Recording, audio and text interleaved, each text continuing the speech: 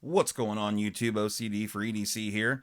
And what I got for your face balls today is a video about Spyderco.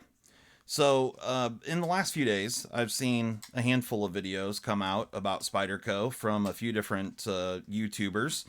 And I just wanted to get some stuff out there that I feel like there is some, I don't know, complaining and um, maybe misinformed or misguided.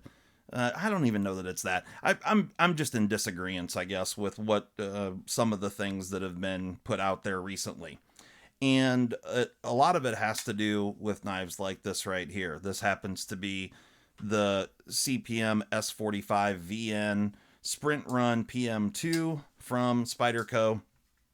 And the thing that really cracks me up about all of this is that I never heard anyone make these sort of comments or anything until the beginning of 2020. And the reason that that's notable, I guess, is because arguably the largest knife reviewer on YouTube, Mr. Nick Shabazz, who I love, like his channel. I enjoy a lot of his content, all that stuff. He put it out there that he was no longer going to show limited production run knives because he doesn't care for the fact that they're limited or low production or never going to be made again or whatever the case may be. However, he hasn't actually stayed true to that. He said that was going to be the case, and he said he wasn't going to show any of them on his channel moving forward. However, he has shown things like this right here, the Sharp by Design Void, the Micro or the Evo Typhoon, other Brian Nadeau knives that very much are limited production. Now, I guess you can kind of say that maybe there potentially might be another run of these, but we all know that that's really not likely. So I guess you can't say that it'll never happen, but the chances of this exact configuration being made again is probably slim to none. With that being said, Brian Nadeau does great work. He's got awesome designs. And if he's going to do another run with Riot, it's probably going to be a different model. And that's just the way it is. And so, everyone that wanted a Void was able to purchase one at the time that they were available. And then, at some point that pre-order closes, and then that's it. He ordered a few extras. I don't know how many voids were made exactly, but I know at this point in time they are not being made anymore. So this is a limited run knife, and my feelings on this are that if they just continued to make the void, and so they were just sitting on shelves anywhere and everywhere, there just wouldn't be anything special about it. And it's kind of a call to action. Businesses use this to get people to come off their money. I mean, let's not sugarcoat any of this. Sprint runs, they do these sorts of things because they're wanting to sell knives. And so they come out with a limited production. Now, whether you agree with the marketing tactic or not, the reality is that no one's forcing you to purchase this knife or any other knife. It's totally your decision if you want to purchase the knife or not. And, these sorts of marketing tactics are really as old as time. Everybody ever has always tried to make their product seem special or better than the next guys or whatever. And you act now or, whatever the case may be. So the thing that I find really interesting about this, I just watched Brian over at Slicey Dicey. I watched his video, and the whole time that he's sitting there going on about how he hates sprint runs and doesn't like to show them, he has this very knife in his hands that he purchased, which is a Spyderco sprint run. And I mean, it's really the definition of being a hypocrite, right? Like, if I'm going to bitch and complain and say that Spyderco shouldn't do this, then then I shouldn't be purchasing or participating in it. Like I have a hard time understanding the mentality there. And so then the other video that I watched that kind of spawned this was JT's Knife Life. And I don't really know JT. He seems like a really nice guy. So, and Brian, seems like a nice guy. Like this isn't in any way, shape, or form malicious towards anyone. I'm just in disagreement with what these guys are saying. And so, I've listened to all of these guys go on and on and on about all the knives that are coming out, and just, oh my God, we're getting bombarded with so many knives and so many designs, and just take a breath, slow down, stop producing so many knives, just make the good ones. And then I listened to JT say that Spyderco's not making enough knives. So, just so we're clear, all of these knives that you see in front of you here have all come in 2020. These two are from the Reveal 5 catalog that just came out a couple weeks ago. Now, I'm part of the collector club, Spyderco Collector Club. However, I don't get these earlier than they're available to the general public. So these are available for the general public. If you want to purchase these knives, you can go and purchase them right now. These happen to be the Pacific Salt 2s in H1 steel, yellow handles. But the Reveal 5 catalog just released. Today is March 18th, or I'm sorry, May 18th. And I think the Reveal catalog came out maybe 10 to 15 days ago, something like that. I don't remember exactly when it released, but right at the beginning of May. And another model that is in the Reveal was the Canis, and it is actually on its way to me right now. I got an email saying that it had shipped, and so that makes 3 knives from the Reveal number 5 catalog that have shipped from Spyderco within 2 weeks of the Reveal 5 catalog coming out. So I do realize that there has been some knives, like this is not the original smock, but this is a dealer exclusive version. However, the smock came out in a Reveal and then it came out way before that, the Reveal, but it took forever to actually come to fruition and actually be available for purchase.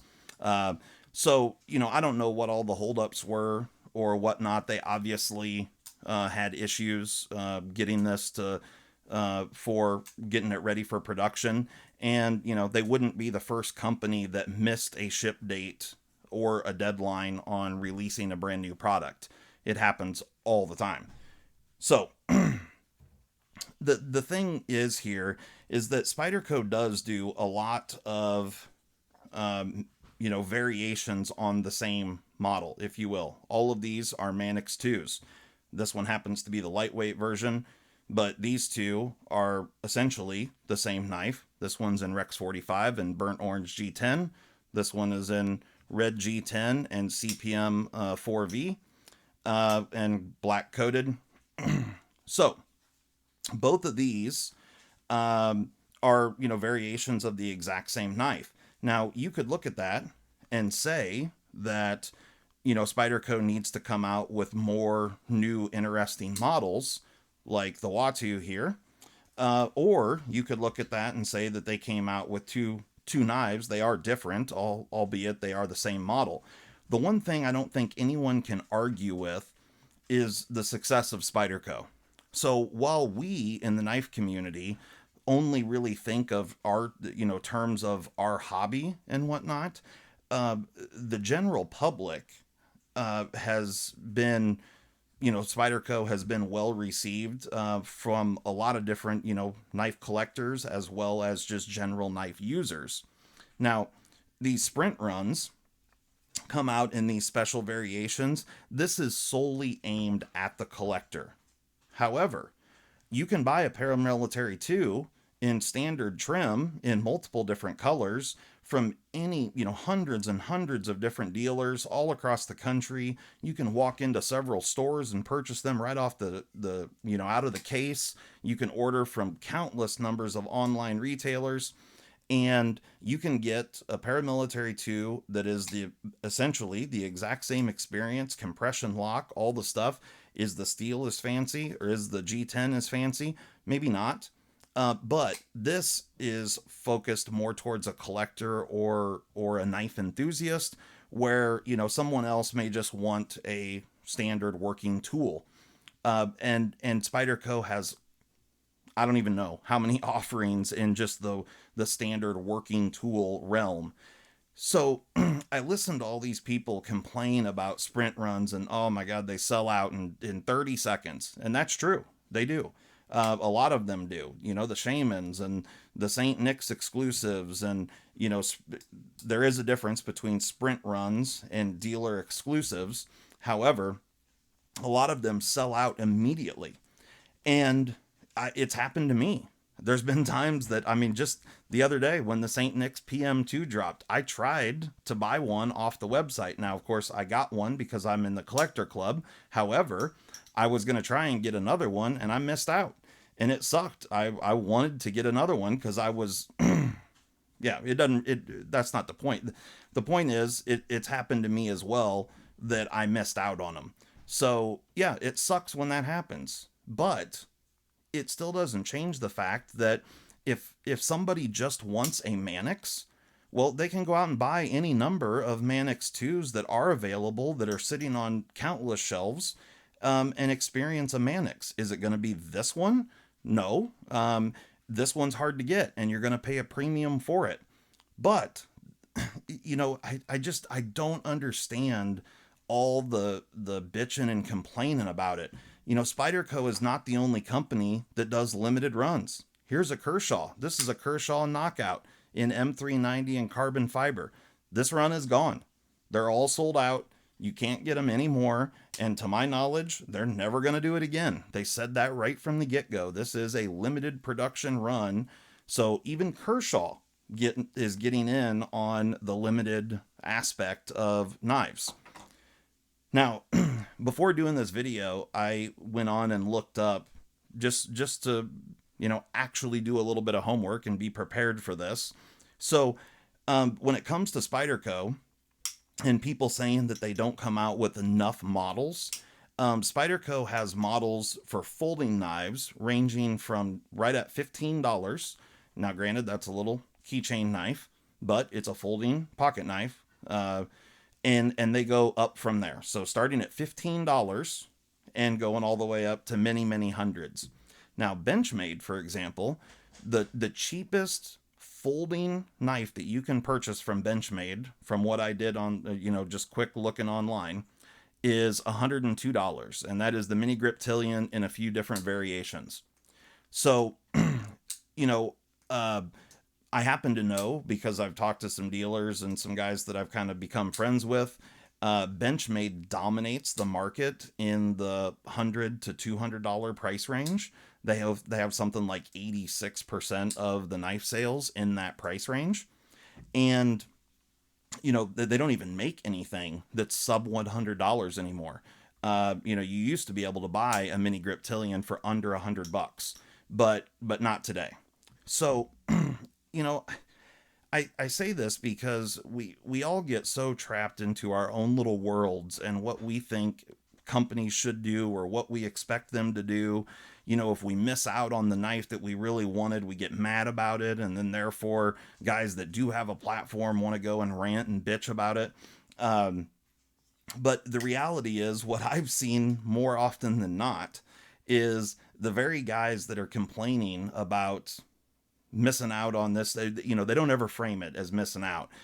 They'll do, buy a sprint run and own it and love it and all those things, but then turn around and bitch about it in the same vein, or, and say, oh, sprint runs, that's just ugly and that's terrible. Like I said, none of this talk ever came out until Nick Shabazz started talking about it, and then others just followed suit. But the reality is, if anyone wants to experience a PM2, they can go and buy one. There's countless variations that they can go and buy right now that are available. So, If someone has to have the S45VN version, well, I'm sorry, you're going to pay a premium for it. Now, I do, however, think that, it is a bit ridiculous when you see these knives on the secondary market going for $350, or even, you know, I understand getting a little bit higher than retail for them, and I certainly do that. When I sell these knives, I generally will add on like $20, but it's because in my situation I had to pay for these, which I can't sell for and make any money on. So I'll lose money on selling these, but I will sell this one and make a few dollars to help offset what I lost on selling these. So that's my particular situation.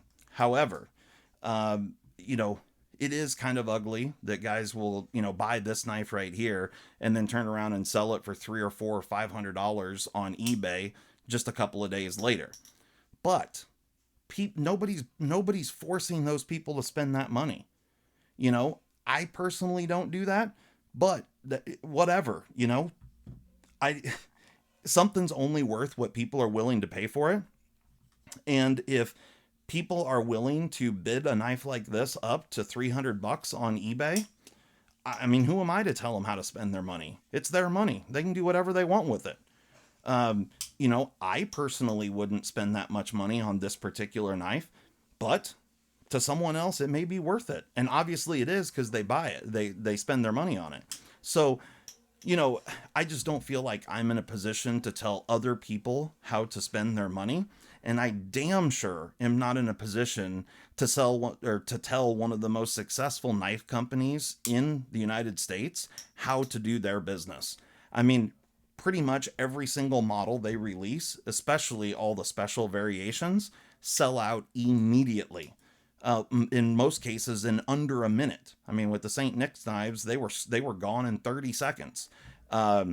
So obviously, Spyderco knows what they're doing, and let's not make any, try and fool anyone here. The reality of it is Spyderco's operating a business. They have to turn a profit in order to stay in business and to employ people in Golden, Colorado. So, they have their own business model, whether you agree with it or not. It's working for them. And Benchmade has their own, and Kershaw has their own, and on the list goes on and on and on. The market, that's the beautiful thing about capitalism, is the market will tell them when they screw up.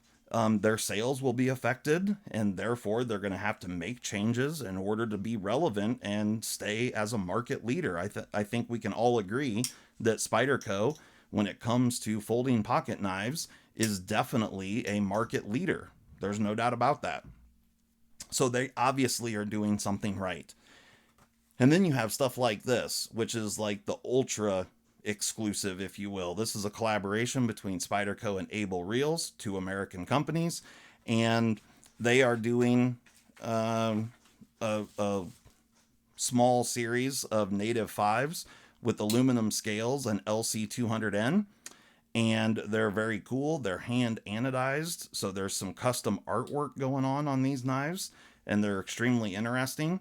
You may love them, you may hate them, but you can't, as far as I'm concerned, if you're into the knife hobby, you at least should at least have an appreciation for what went into this. Whether you love it or hate it, the looks of it or whatever, I can appreciate the time and effort and work that went into making this. Personally, I'm not a big fly fisherman, so this isn't really necessarily my thing, but I still appreciate it. I just, I feel like there's so much of what's being said that's really driven out of either jealousy or just, pissed off because you missed out on this or that or the other thing. But I don't feel like you can have it both ways. You can't bitch about one company making too many knives that you're just flooding the market with all these knives, and then bitch that a company's not coming out with enough new models. And then say things like, well, the reveal just fell on its face and failed miserably because we won't see any of those reveal 5 knives for months and months and months. Here's 2 right here. And the third it's literally in the mail on its way to me right now. So that I got that email last Friday. So today is May 18th, and so what came on the 15th, I guess. So anyway, there may be a couple of models from the Reveal 5 catalog that don't ship on time or what they were expecting, but I work for an OEM manufacturer, not Spyderco, but things don't always happen in the time frame that you originally thought. It's just the facts of the matter. So the fact that the Reveal catalog came out and within 2 weeks, 3 of the Reveal knives that were in the catalog are already shipping to customers, I feel like that's pretty solid. So again, Spyderco is most definitely a knife or one of the leaders in the pocket knife and folding knife industry. They're one of the innovators. They come out with countless new models and tons of different variations, lock types, tons of variations on the same model, whether it be lightweight variations or the standard. And they just keep innovating and keep changing things. And so, yes, there has been price increases, but that's straight across the board. I mean, would I love for this knife right here to be $85? Yeah, that would be awesome. But I would also love for gas to cost 50 cents. It's just not realistic anymore. So the reality of it is the price of doing business, that all the costs, the shipping cost, everything goes up over time, and that the consumer is going to pay those increased costs of doing business. That's just how the world operates. So anytime a manufacturer has increased cost, the manufacturer isn't paying more, the consumer is paying more. That's just the way it works. When people, want to tax the rich and blah, blah, blah, all these things, that does nothing but drive up cost to the end user, which is the consumer. So, if it costs Spyderco more money to make this knife, they're just going to charge more for it. That's all. I mean, it's just the way it is. They have a specific profit margin that they need to hit, and they're not going to go below that. So when people say, "Oh, they should make these knives cheaper," well, it's not Spyderco isn't making more money off this knife. It's costing them more to do business. That's the reason for price increases. They don't just look at it and go, "Oh, our profit margin was 12%, and now we want to jack it up to 28%." That's not how it works. Like I said, I work for an OEM manufacturer. I have these meetings constantly. I can tell you with 100% certainty, as raw materials, shipping cost, labor cost, all the things, when all that stuff rises, insurance cost, all of it, your product cost is going to increase. That's just the way it is. So anyway, guys, I've ranted and rambled long enough here. I think I've, or at least I hope you all understand what I'm saying. And again, I'm not meaning to come off as an asshole to any of these people or whatnot. I just feel like, it's pretty hypocritical when you're bitching about sprint runs and you have a sprint run in the video and you just bought it. But you're telling people how ugly it is that they make sprint runs. And then you say that, oh, the Reveal catalog, nothing's going to ship on time. Well, here they are. So I don't know, I don't get it. And all the while, all these same people are saying you have to buy American, but yet all want to destroy American companies and one of the staples of American companies in this world here, in this industry. So I don't understand it, but anyway, I don't have to. So they can have their opinions and I'll have mine, and that's what makes the world go around. So it's all good stuff. Anyway, like, subscribe, hit me up in the comments. Love to chat about it. If you disagree with my opinions, feel free to leave a comment. I certainly enjoyed debating and will welcome anyone that wants to do so. So anyway, thanks a lot, guys. Have a great day.